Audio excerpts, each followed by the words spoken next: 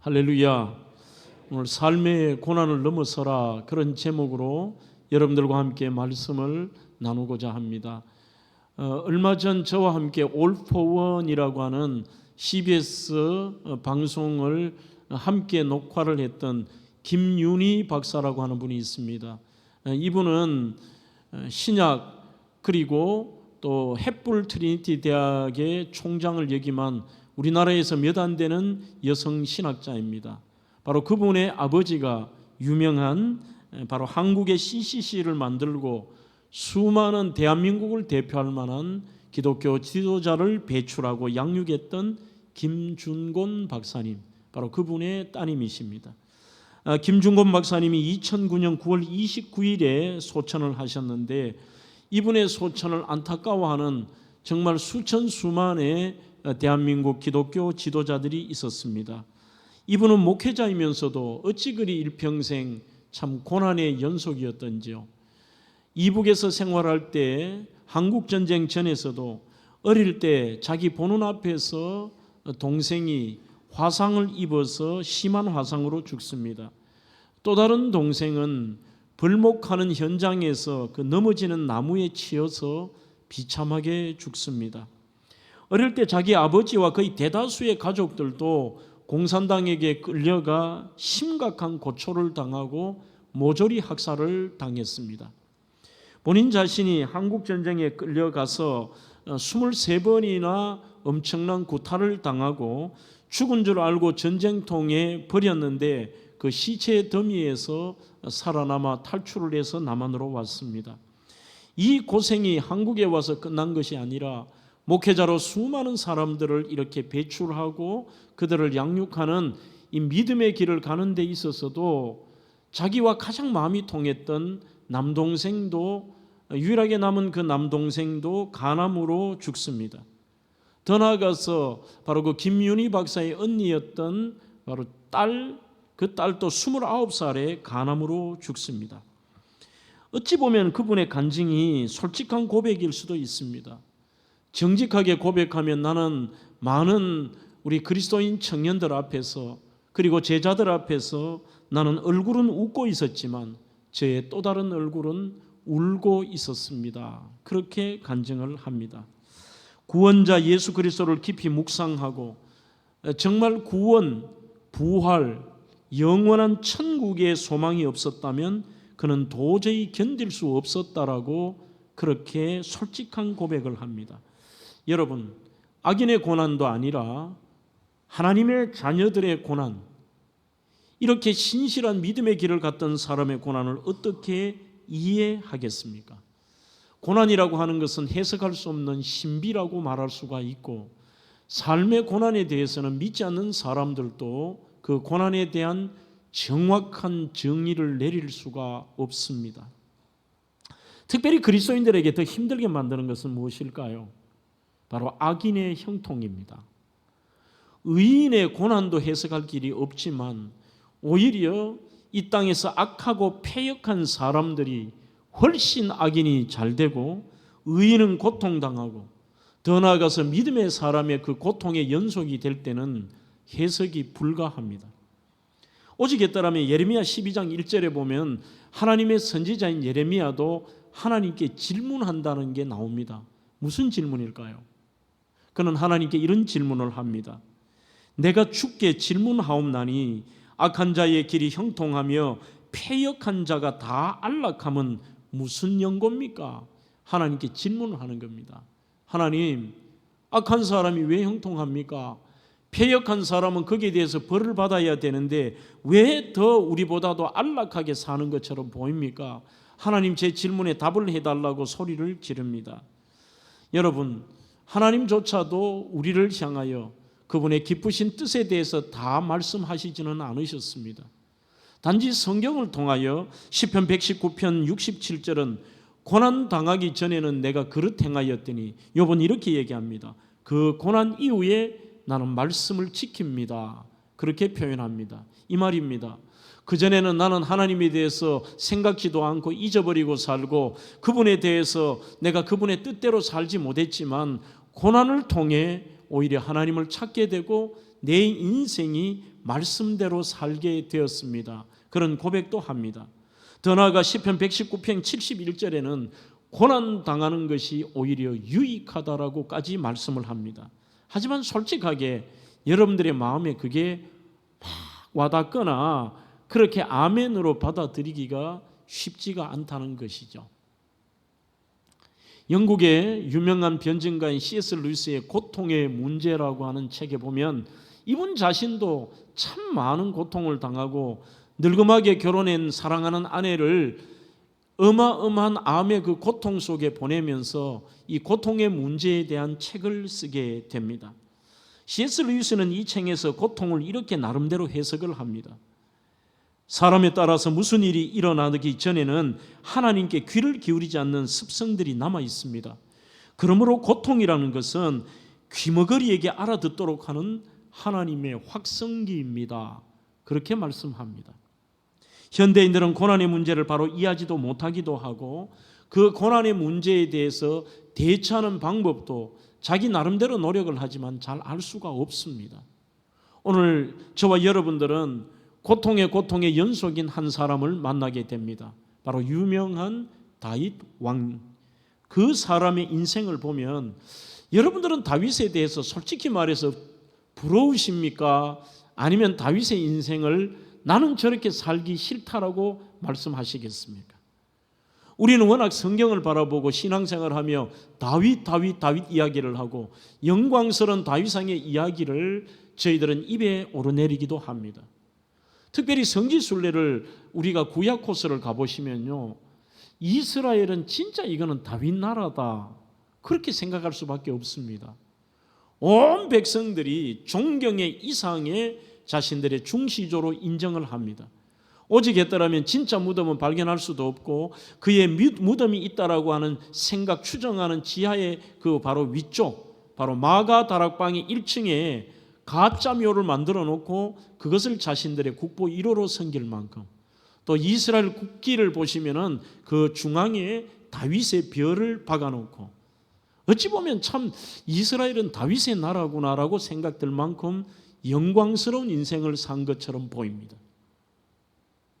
하지만 막상 여러분들이 다윗의 인생을 살라고 하면 나 그 인생을 살고 싶습니다라고 말할 분들이 거의 없을 겁니다. 인생의 수많은 고난과 역경과 고통을 겪었던 그 삶을 바라본다면 하나도 우리가 맞닥뜨리고 저희들의 일로 받아들이기가 쉽지가 않습니다. 그는 일생 동안 파란만장한 삶을 살았습니다. 원수들로 인하여 야기된 절박한 위기 상황 속에 하나님께 살려달라고 구원해달라고 그가 썼던 시가 바로 시편 31편, 별명이 비탄의 시라고 그런 별명이 있습니다. 비탄의 시. 시편 31편 오늘 9절에 보면 여호와여 내 고통을 인하여 나를 긍휼히 여기소서 내가 근심으로 눈과 혼과 몸이 새하였다라고 얘기합니다. 한마디로 얼마나 많이 고통스럽고 고난이 찾아왔던지 육신도 정신까지도 그 심신이 완전히 지금 그냥 번아웃 정도가 아니라 고통에 쇠하여졌다는 것이죠. 그래서 1절로 18절은 인생에 걷잡을 수 없는 위기에 나오는 그의 간절한 호소, 하나님께 살려달라, 도와달라는 간구입니다.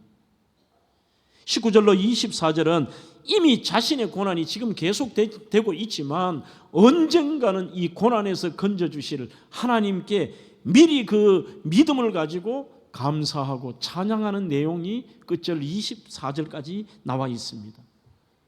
그가 그의 자신을 잘 어떤 존재인가를 표현한 말이 이 12절에 나와 있습니다. 31장 12절을 보시면 이렇게 그는 고백합니다. 내가 잊어버린 바 됨이 죽은 자를 마음에 두지 아니함 같고 깨진 그릇과 같으니다라고 말씀하고 있습니다. 이것을 제가 좀 더 쉬운 말로 풀어보겠습니다.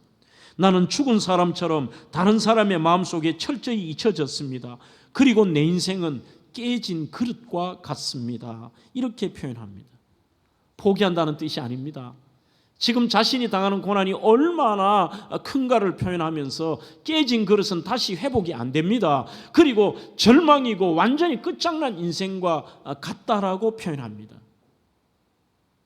저희들은 오늘 이 다윗을 통해서 지금도 이 시대가 아무리 발전하고 좋다 할지라도 오늘도 건강의 문제로 치열하게 지금 싸움하고 있는 우리 젊은 집사님들, 그리고 삶에 남들에게 말 못할 그 질고와 고통 속에 있는 분들에게 다시 한번 이 말씀으로 통하여 그 고난을 이겨내는 설교의 제목처럼 삶의 고난을 넘어서는 이 다윗의 태도를 몇 가지 배워보려고 합니다. 가장 먼저 삶의 고통을 넘어서는 자는 그러하여도의 신앙적 반응이 필요합니다. 이것을 좀 더 쉽게 풀이한다면 그 찾아온 고난에 대해서 세상 사람들은 거부합니다. 그리고 그것을 부정하려고 노력합니다. 스위스의 내과 의사 엘리자베스 키블러로스의 책 죽음학에 보면은 모든 사람이 고난이나 죽음을 맞닥뜨리면은 이 단계가 있다고 합니다. 그 첫 단계는 일단은 무조건 부인하는 것입니다. 왜 나에게 이런 일들이? 그리고 이거는 아닐 거야. 부인하는 게 첫 번째 단계입니다. 그리고 두 번째는 분노합니다. 세 번째는 거래를 해봅니다. 그 거래라는 것은 누구에게나 하지만 신앙이들은 하나님께도 거래를 합니다. 하나님 살려주시면 내가 이렇게 하겠습니다. 하나님 도와주시고 해결하시면 이렇게 하겠다라고 하는 거래의 단계가 있습니다. 그 다음에 네 번째는 아무리 거래해봐도 달라질 게 없습니다. 그랬을 때는 신앙이라 하면서도 우울의 단계가 옵니다. 그리고 마지막 단계가 뭡니까? 어쩔 수 없이 받아들일 수밖에 없는 수용의 단계가 옵니다. 하지만 지혜로운 사람은 이 다윗은 어릴 때부터, 그리고 사울에게 쫓길 때나 삶에 상상할 수 없는 아들의 반역이나 수많은 고통 속에서도 한결같은 이 다윗의 지혜가 뭐냐 하면 그 어떤 것이 자기에게 던질지라도 그것을 그대로 자기가 받아들인다는 거예요. 그러니 남들이 다섯 번째 하는 단계를 그는 첫 번째로 받아들여 버립니다. 고난당한 사람들의 반응을 좀 볼까요? 물론 이 다윗도 처음부터 그렇게 된 것은 아닙니다. 오늘 성경에 보면은 9절로 10절에 보면은 그가 이제 두 번째에 그리고 네 번째의 반응이 나옵니다. 여호와여, 내가 고통 중에 있사오니 내게 은혜를 베푸소서. 내가 근심 때문에 눈과 영혼과 몸이 새하였나이다. 내 일생을 슬픔으로 보내며 나의 연수를 무엇으로 보낸다고요? 탄식으로 보낸다라고 얘기합니다. 도대체 왜 이러느냐? 여러분, 사람들은 고난을 당할 때 사람들의 반응을 보면 감정의 기복이 심합니다. 그런데 죄송한 표현이지만요, 제가 느끼기는 안 믿는 사람들보다도 하나님을 믿는 하나님의 자녀들이 훨씬 더 감정의 기복이 심합니다. 어찌 보면 오늘 다윗도 좋아했다가 울고 절망했다가 소망을 가지고 조용했다가 소리를 지르고, 세상 사람들은 극단적입니다. 왜 그러냐라고 분노도 해보지만 이 사람들은 쉽게 포기해버리기 때문입니다. 의지할 대상이 없습니다. 절망해버리기 때문에 이들은 받아들이고 싶어서 받아들이는 것이 아니라 절망 아니면 포기해버리는 것입니다. 그래서 감정의 기복이 오히려 없습니다. 하지만 그리스도인들은 하나님에 대해서 매달려도 봅니다. 소리도 질러 봅니다. 그리고 소망을 가져도 봅니다. 기도하면서 하나님과 거래라는 표현이 좋지 않지만 살려달라고 그렇게 거래도 해봅니다. 하지만 자신의 생각대로 되지 않습니다. 그랬을 때 오히려 더 남들보다 우울해집니다. 더 남들보다 좌절합니다. 오히려 남들, 세상 사람들보다도 훨씬 더 이 감정의 기복이 심하다는 것이 솔직한 표현입니다. 13절에는 두려움과 어찌할 수 없는 상황 앞에 절망도 합니다. 심지어 오늘 이 다윗이 솔직하기도 합니다. 17절로 18절에 보면 원망과 복수의 마음도 생깁니다. 자기는 나쁜 일이 아닌 거예요. 자기는 사람들에게, 자기가 사울에게 무슨 나쁜 일을 했습니까? 그런데 왜 내가 이런 일을 당해야 되느냐? 그게 계속되니까 이렇게 불평을 가지기도 합니다. 원망과 복수의 마음이지요. 주님, 악한 자들을 부끄럽게 해주시고 음부에서 잠잠케 해주세요. 교만하고 완악한 말로 저를 더 괴롭게 하는 저들을 벙어리가 되게 해달라고. 이게 여러분들 그리스도인에게는 있어서는 안 되죠. 하지만 얼마나 그 괴로움이 계속되고 고난이 계속되든지 막 하나님 앞에 이런 거예요. 하나님, 저렇게 나를 말로, 완악한 말로 괴롭히고 힘들게 만들고 저주하는 저 사람 좀 제발 벙어리 되게 해주세요. 그리고 악한 자들을 부끄럽게 해주시고, 음부에서 잠잠하게 해달라는 표현이 여러분들 뭔지 아세요? 죽여달라는 표현입니다. 절대 누구보다 목회자가 그런 말을 하면 안 되겠죠. 그런데 저 우리 구미에 있는 정말 착한 후배 목사가 있어요. 이 목사님이라고. 이분이 자기 솔직한 고백을 하는데 너무너무 그분이 대구에서 목회를 할 때 괴롭히더라는 거예요. 자기 생각에만 안 맞으면 이건 목회를 못할 정도로 괴롭히는데, 인간 이하의 대접을 하고 막 모욕하는데 못 견디겠더래요. 그래서 산에 가서 하나님, 저분 좀 죽여달라고 그랬다는 거예요. 얼마나 괴로우면 죽여달라고 얘기를 하는데, 하나님 나를 죽여주시는데 저분 죽여달라고 하는데, 이 목회자면 깨닫죠. 그런 기도하면 안 되죠. 하루 지나니까 회개가 나와 그렇게 기도했대요. 하나님, 어제 기도한 거 취소해 주세요. 그랬대요. 마음은 이해가 돼요. 얼마나 괴로우면. 성도들이 그런 반응을 보여서는 안 되죠. 성급하게 상식적인 말로 고난당하는 사람을 위로하려고도 하지 마십시오. 저는 이 부탁을 성도님들에게도 드리고 싶습니다. 쉽게 우리가 그렇게 말하잖아요. 괜찮다. 뭐가 괜찮아요?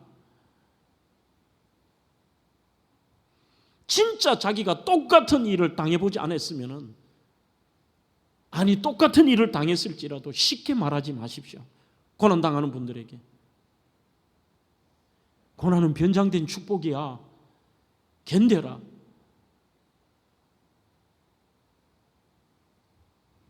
아니죠. 진심으로 같이 아파하고 진심으로 기도하고 한결같은 사랑으로 말할 필요가 없는 거예요.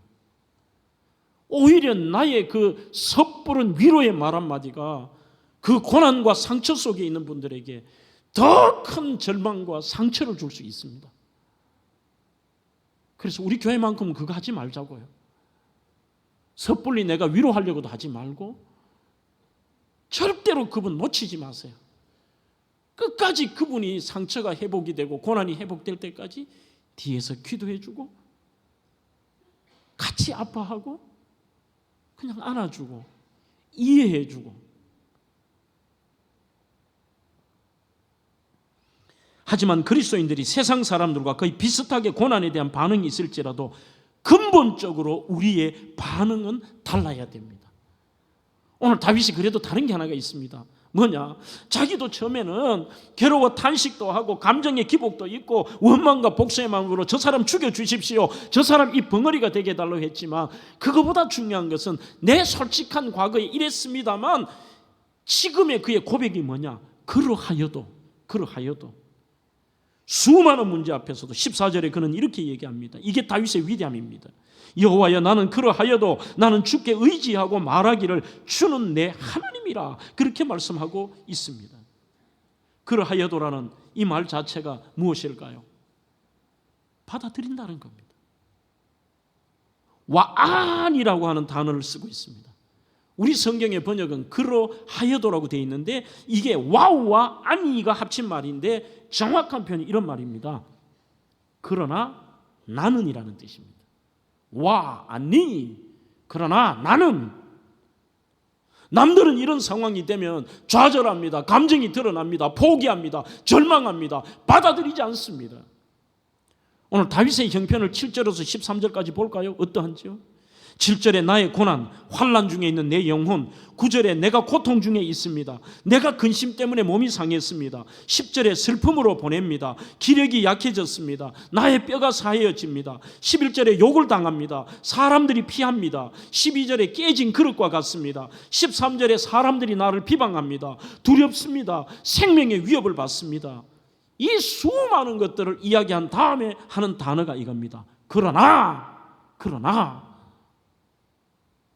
나는 주께 의지하고 말합니다. 주는 내 하나님이십니다. 여기서 내 하나님이라는 것도요, 우리는 주님은 하나님이시잖아요 보다도 정말 그의 고백입니다. 엘로하이, 엘로힘의 하나님이 하이, 똑같습니다. 위에 그러하여도 뭐예요? 그러나 나는 엘로힘에서 엘로하이라는 말은 엘로힘의 플러스 아입니다. 나의 하나님, 하나님이 나의 하나님, 주인이신 하나님이 나의 하나님이십니다. 그래서 이 말입니다. 받아들이겠습니다. 받아들이겠습니다. 고난 받아들이겠습니다. 고난도 슬픔도 기력이 약해진 것도 욕을 당하는 것도 깨진 그릇 같은 형편도 비방하는 것도 생명의 위협도 주님이 나의 전능하신 하나님이시기 때문에, 나의 하나님이시기 때문에 받아들이겠습니다. 상황을 받아들이되 전적으로 하나님을 신뢰함으로, 의지함으로 좌절하지 않겠다는 겁니다. 곽상학의 한계란 없다라고 하는 책이 있습니다. 아주 재밌는 그런 표지인데요, 그분은 이 책에서 이런 말을 합니다. 성도들에게 고난은 해석하는 게 아니고 받아들이는 것입니다. 그것이 믿음입니다. 하나님에 대한 신뢰입니다. 고난을 통하여 하나님 나라 시그널에 내 주파수를 맞추는 것입니다 라고 하는 아주 멋진 말을 쓰고 있습니다. 그 고난 때문에 왜 고난이 찾아왔냐, 이해가 안 돼서 분노하고 우울하고 그것에 대해서 계속해서 거부하려고 하는 게 아니라 그 고난을 받아들여 버리는 거죠. 그리고 지금부터는 하나님 나라 시그널에 내 주파수를 맞추는 거예요. 그분께 맞추는 거죠. 오늘 우리 사랑하는 담비에게, 사랑하는 우리 중기에게, 오늘 일부에 나왔던 우리 무임장로님, 변장로님께 다 제가 이 말씀을 드리고 싶어요. 받아들이세요. 그리고 하나님 나라 시그널에 주파수를 맞추는 거죠. 잃어버림보다 남아있는 것에 주목하십시오. 좀 재미있는 얘기지만 그리스도인들에게는 의미심장한 이야기를 읽은 적이 있습니다. 어떤 내용이냐, 일본 아모리현에서 실제 있었던 우리 그리스도인의 이야기인데, 이 이야기가 유기성 목사의 책에도 나와 있습니다. 아모리현의 그 사과 농사를 짓는 한 농장의 일인데, 일본은 그리스도인 인구가 그렇게 많지 않잖아요. 그 해에 엄청난 태풍으로 90%의 사과가 다 떨어져 버렸습니다. 풍속이 53.9m에 이 태풍이 와버리니까 90%가 떨어졌다는 것은 다 그냥 떨어졌다는 거죠. 완전히 절망입니다. 그렇게 떨어지자 모든 사과 농사를 짓는 분들이 전부 그의 농사 망했다라고 절망하고 포기해버렸습니다. 그러면 뭐 더 이상의 자기들이 판단이 되는 거죠. 90% 떨어졌는데 여기 뭐 내가 힘쓰면 뭐 할 거고, 이제 올해는 끝장났다, 그냥 국가의 보상이나 받치면 끝이 난 거예요. 한데 이 신실한 그리스도인이 소위 하나님 나라 시그널의 주파수를 맞추는데 어떻게 됐느냐면, 성경의 수많은 고난 속에는 이게 없다라는 이야기 뒤편에는 꼭 남았다라는 단어가 나오는 거죠. 룻기를 보십시오.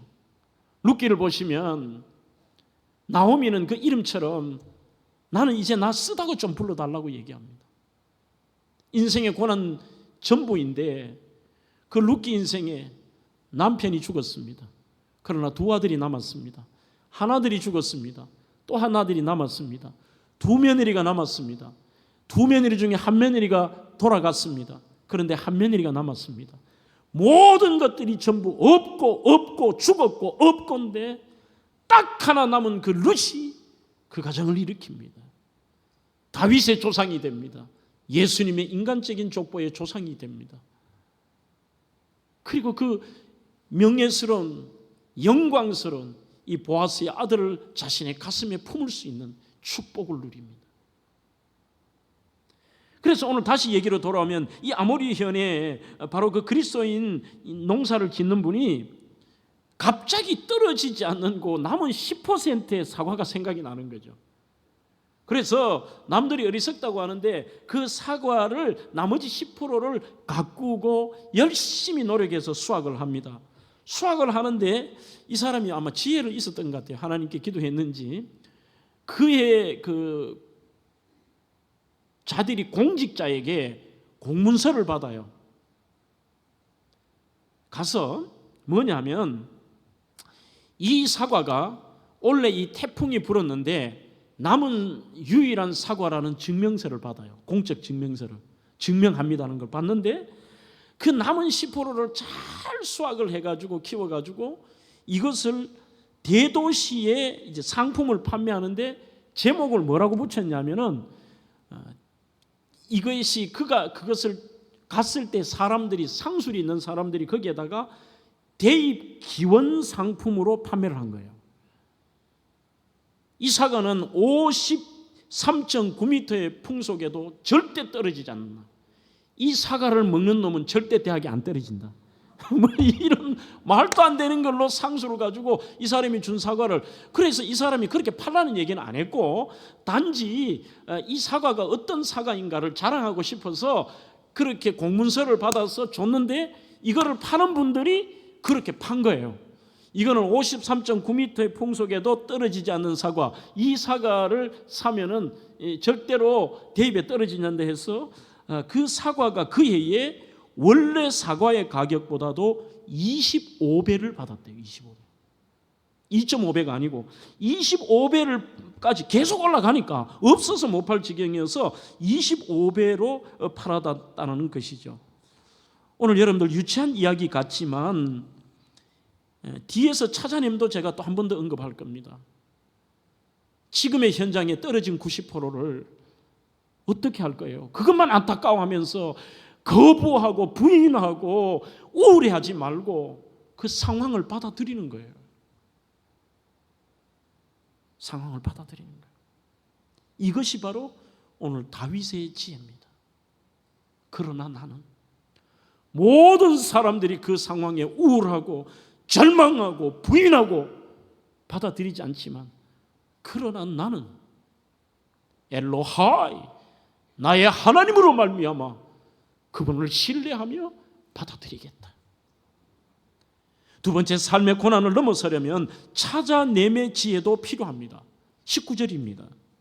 주를 두려워하는 자를 위하여 쌓아두신 은혜, 곧 주께 피하는 자를 위하여 인생 앞에 베푸신 은혜가 어찌 그리 크신지요. 이렇게 말합니다. 뭔가 앞에하고 상반된 것 같습니다. 죽을 것 같습니다. 뼈가 녹을 것 같습니다. 분노합니다. 저 벙어리 저 사람 만들어주세요. 이렇게 살은 것처럼 보이는데 그러나 나는 이제 받아들이고 난 다음에 이렇게 됩니다.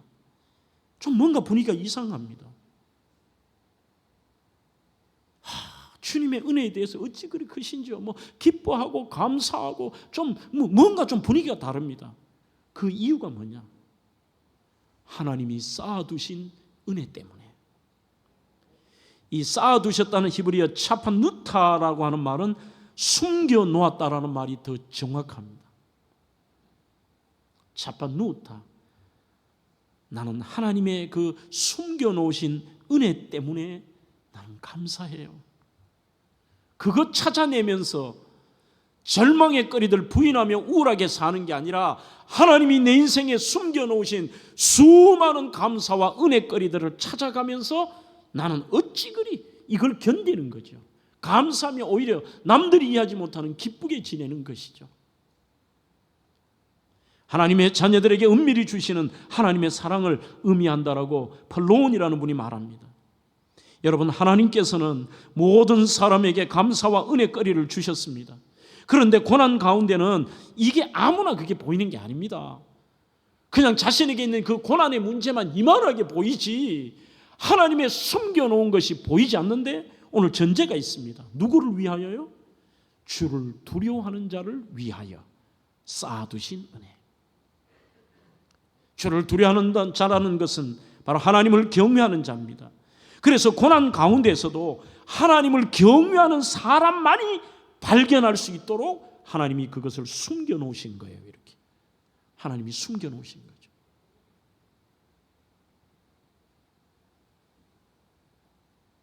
다윗은 그 숨겨놓으신 은혜, 감사거리를 막 찾아내는 것입니다. 그러면서 고백합니다. 베푸신 은혜가 어찌 그리 큰지요. 기쁨을 찾아내는 비결은 다윗처럼 하나님과의 관계 회복이고 늘 그분을 의식하며 사는 것입니다. 일생을 살면서 시간, 미래, 영혼까지 모든 것이 하나님의 손에 있다는 것이죠. 그래서 오늘 본문에 내 시간이라는 표현이 나옵니다. 다윗이 내 시간은 주의 손에 있습니다.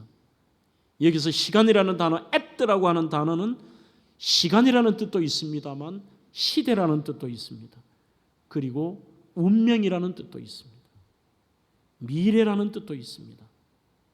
at, 나의 미래, 나의 시간, 그리고 나의 운명, 나의 지금의 모든 것들은 주님의 손에 있다.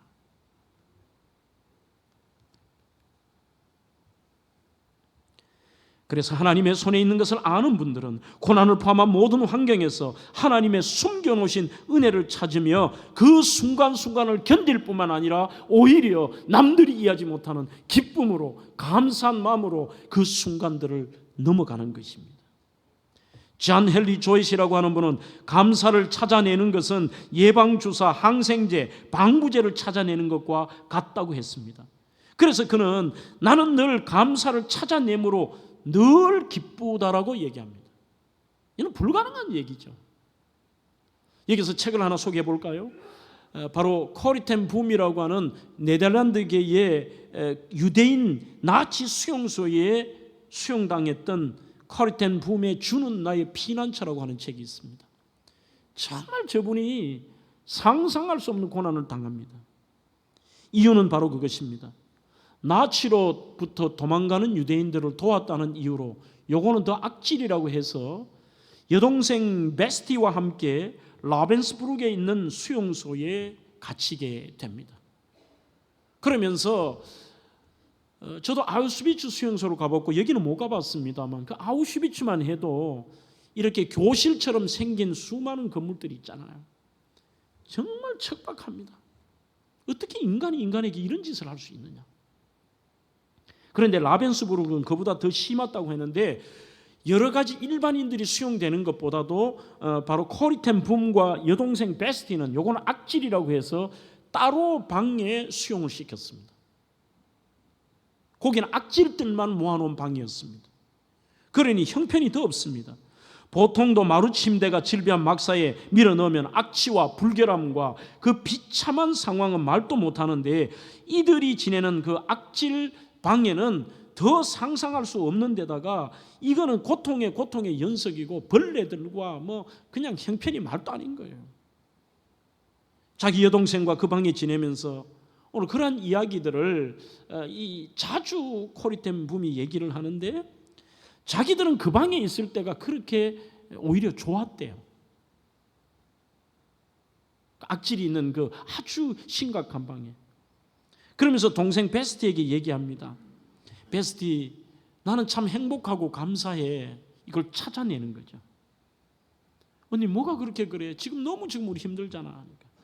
첫째는 그동안 너와 함께 이렇게 24시간 같이 있을 수 있는 시간 없는데 너와 함께 24시간 같이 있다는 게 너무 좋다는 거예요. 그 다음에 두 번째, 그래도 이걸 뺏지 않고 우리가 여기에 성경이 있다는 게 참 감사해. 또 여기에 우리가 복음을 전해야 될 사람들이 여기 있다는 것도 감사해. 그리고 나는 이 동생이 제일 힘들게 만드는 게 뭐냐 하니까 벼룩 때문에 힘들었다는 거죠. 벼룩이 있으니까 이게 막 몸을 간지럽기도 하고 너무 고통스러운 거예요.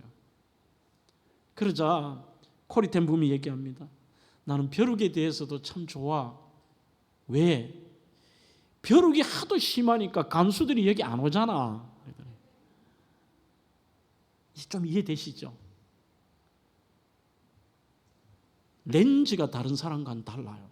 필립 얀시의 책에 나온 얘기처럼 진짜 하나님을 경외하는 사람은 세상을 바라보는 렌즈 자체가 다른 겁니다.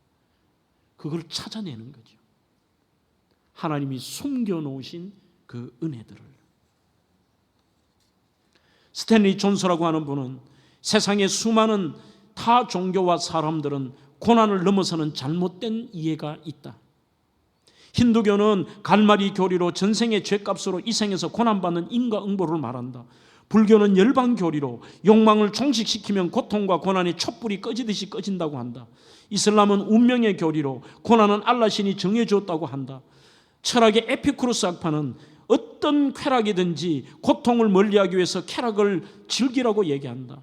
이것은 두통을 없애기 위해 머리를 자르는 것과 같은 어리석은 짓이다. 그리스도인은 고난을 당할 때에 이것은 나만 당하는 일이 아니고 분명히 목적이 있으며 절대로 합력하여 선을 이루며 가장 중요한 것은 혼자 당하는 것이 아니라 주님이 함께 하신다. 그리고 주님이 주신 은혜를 붙들어라. 이게 그 은혜를 찾으라는 것입니다.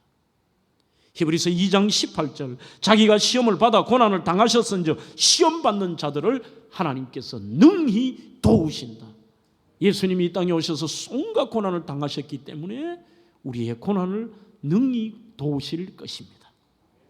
마지막으로 삶의 고난을 넘어서려면 끝까지 당연한 말씀입니다만 여러분들이 하나님을 생각하고 매달리라는 것입니다.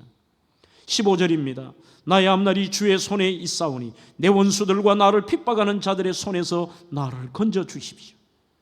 주님 앞에 건져달라고 다윗이 이야기합니다.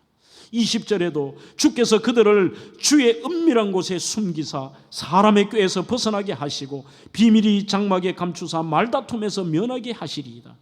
하나님이 그렇게 하실 수 있다는 것입니다. 시편 11편 4절에도 그 눈이 우리의 인생을 통촉하시고 그분의 안목이 우리를 감찰하십니다. 그 감찰이라는 말은 감시한다는 게 아니라 가장 따뜻하고 그리고 안타깝고 도와주시는 그 눈으로 우리를 바라보신다는 겁니다. 와야르라는 단어입니다. 나의 앞날이 주의 손에 있다는 고백은 하나님을 전적으로 신뢰하는 것입니다. 그리고 그분 앞에 매달리는 것입니다. 이번 우리는 특별 밤기도의 별밤 기도회를 통해 절박한 기도에 대한 이야기를 많이 들으셨습니다. 절박할 때는 절박하게 기도하는 것입니다. 단순하게 기도하는 것입니다. 간절히 기도하는 겁니다. 하나님께 매달리는 것입니다. 하나님 이 민족 살려주십시오. 하나님 저 살려주십시오. 도와주십시오. 온갖 고난 속에 예수를 믿는 그들 앞에 찾아온 기적은 오히려 당연한 것인지도 모릅니다. 23절에 너희 모든 성도들아 여호와를 사랑하라. 여호와께서 진실한 자를 보호하신다고 되어 있습니다. 하나님은 고난 속에도 내가 주님을 사랑합니다라는 우리의 말을 듣기를 원하십니다. 여러분, 고난 속에 많은 사람들, 악인들의 특징이 뭔지 아세요? 악인들은 아예 그 머릿속에 하나님이 없습니다. 하나님이 안 계십니다. 그런데 무서운 것은 예수님을 믿는다고 하면서도 삶의 고난 속에 하나님이 생각이 나지 않는 거예요. 시편 4절에도 악인은 그의 교만한 얼굴로 말하기를 여호와께서 이를 감찰하지 아니하신다 하며 그의 모든 사상에 하나님이 없다 합니다라고 얘기합니다. 이게 히브리 원문으로는 이렇게 해석이 됩니다. 직역을 하면 그의 모든 생각 속에 하나님이 계실 자리가 없다 이렇게 되어 있습니다. 여러분, 한 번 더 강조해 볼까요? 믿음이 무엇입니까? 오래전에 제가 정리한 부분 중에 하나가 있습니다. 믿음은 마음이 하나님이 생각나는 겁니다. 특별히 고난 속에 하나님이 생각나는 것입니다. 다윗이 고난을 이겨낼 수 있었던 믿음의 비밀도 그 순간순간마다 하나님이 생각나는 것입니다. 여기에 대한 좋은 예를 설명하고 말씀을 맺겠습니다. 어느 장로님의 간증을 책을 통해서 본 적이 있습니다. 유기성 목사님의 교회 장로님 같은데 이분이 중학교 1학년 때 집안에 짙은 먹구름이 끼는데 아버지가 사업을 망해버렸습니다.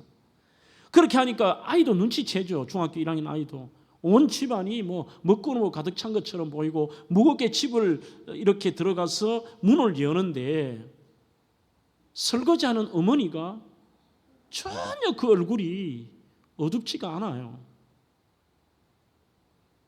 완전히 새초롬하게 있는 게 아니라 우울하게 있는 게 아니라 설거지를 하면서 찬양을 하면서 편안하게 있어요. 현관에 멈춰 서는데 이렇게 쓰고 있습니다.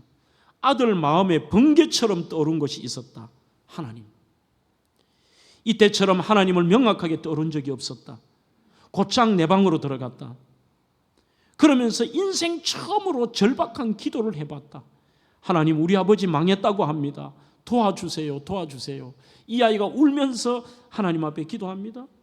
그리고 방에 나오니까 해결된 것도 아닌데 집안에 드리웠던 먹구름이 이 거치는 느낌을 받았고, 아버지가 나중에 간증을 하신데 집에 오니 밝고 환한 찬송하는 아내와 아들 표정이 달라지니 내가 용기를 내서 다시 하겠다는 용기로 일어섰다는 거죠.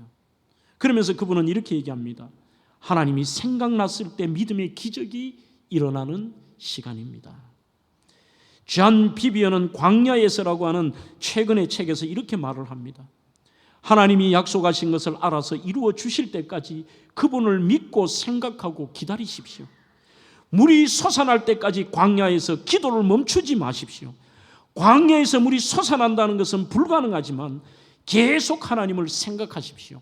그리고 계속 싸우십시오. 계속 싸우십시오. 우물이 솟을 때까지 멈추지 말고 파십시오. 하나님의 고통이 우리의 고통을 구원합니다. 이게 무슨 말이냐? 절박하게 하나님께 매달릴 때 하나님이 같이 아파하시고 고통스러워하시는 거죠. 그래서 그분의 고통이 우리의 고통을 해결하신다는 사실입니다.